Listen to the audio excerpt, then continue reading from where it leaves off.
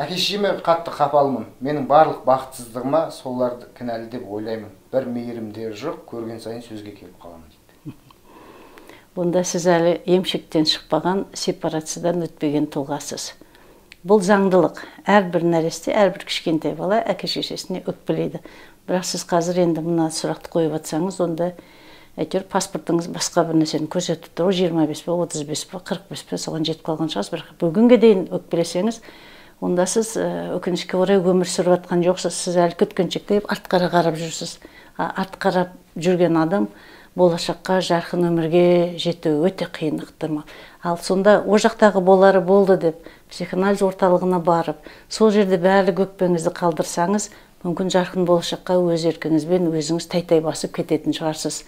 Өкінішке орай сонда сіз бүгінге дейін шешеңіздің сол қартайса да, сүті таусылса да, емшегіне жармасып отырсыз ба? Бүгін қартайса да, күш қуаты кетсе де, әкеңізден ананы бер, мынаны бер деп талап етіп отырсыз ба? Сіздің жасыңыз нешеде? Мен қазір бір екі мысал есіме келді. Өзі бірінен кейін бір келіп қалды екі клиент. Біреуі 51-де. Соның өкпесі неге келді? Үлкен ұлы қазір 31-де, үйленген, 2-3 баласы бар. Сол әке сен жаман әкесін, сен қандай әкесін ұялмайсың ба? Жұрттың әкесі баласына бәріне коттедж әперіп жатыр, менің машинам қайда, коттеджім қайда деп соған жылап, енді шал деп шал айту қиын енді 51-дегі кісіге. Бірақ сол өкініп келген адам енді қайтемін ол мен.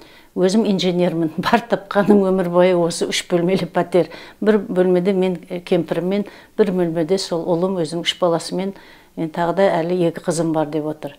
Сонда көрдіңіз бе, 31-дегі ана 2 баланы тууды біледі, 3 баланы табуды біледі, әкесіне әлі бер деп отыр.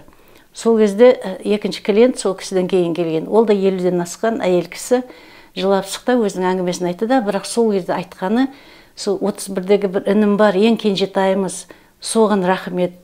Жетеуміздің бәрімізді Алматыға көшіріп алып келді. Бәрлігімізге коттедж әперді, бәрімізде машина бар.